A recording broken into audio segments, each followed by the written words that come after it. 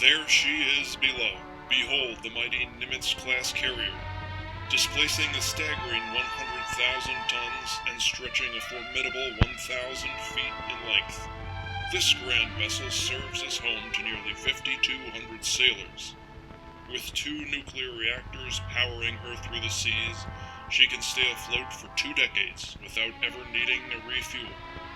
This mighty colossus forms the very backbone of our naval air power.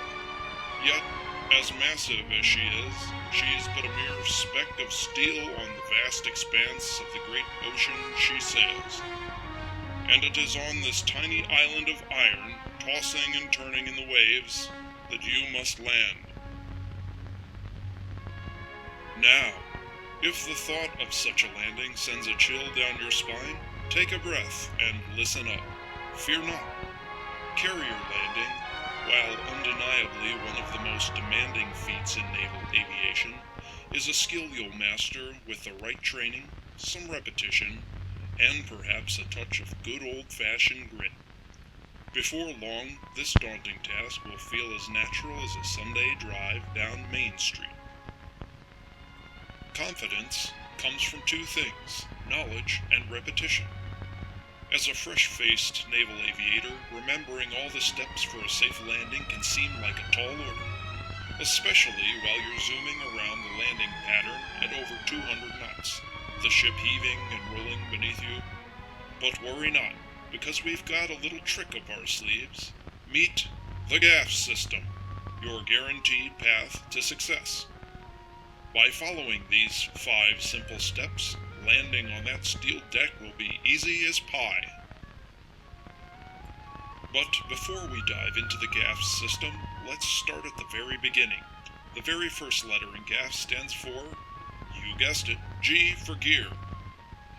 Your landing gear is the most critical component of any landing, and on our naval fighters, it's engineered to withstand the most bone-rattling touchdowns the seas could throw at you. Not like those flimsy gear those army boys fly with. No, sir. Our gear is built to handle the worst without missing a beat. But remember, even the toughest landing gear is useless if it's not fully extended. That's why the very first step in the G.H.A.F.S system is to lower the gear and verify they're locked in place.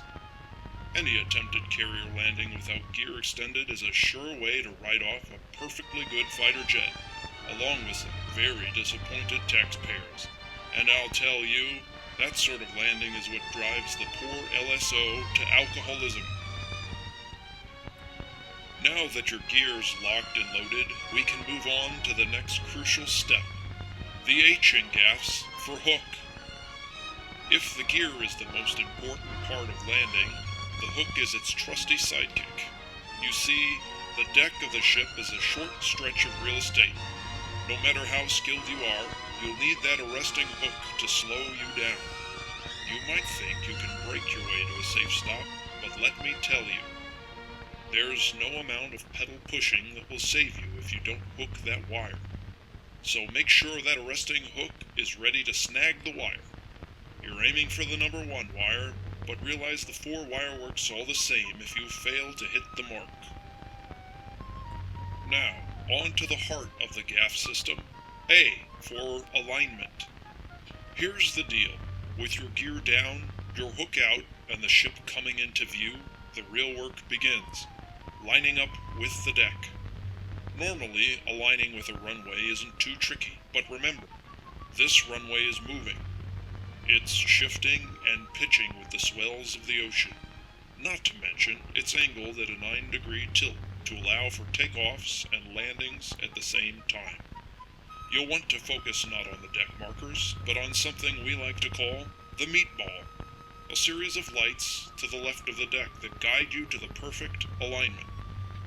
And don't forget the LSO, your landing signals officer. His word is law on the ship, so if he calls for a wave up, you throttle up and go around. No questions asked.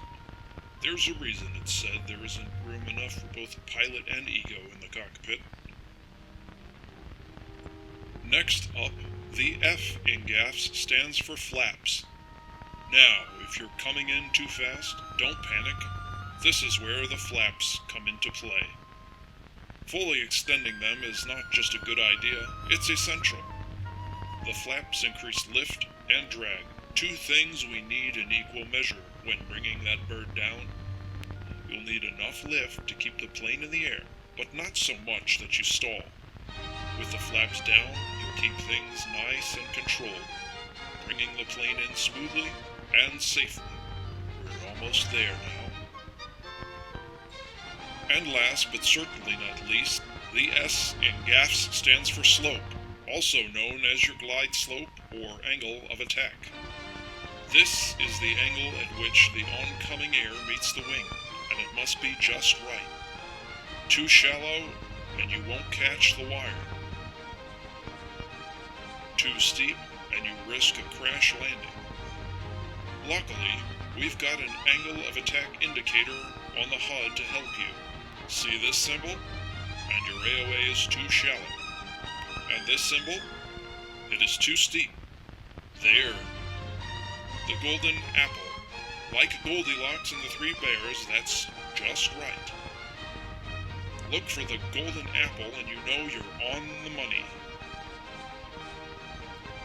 And there you have it. GHAFS, your 5-step system for carrier landing success. It's time to get out there and put these essential skills to good use.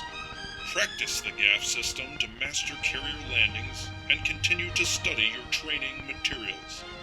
I hope to see you all up there in that wild blue yonder.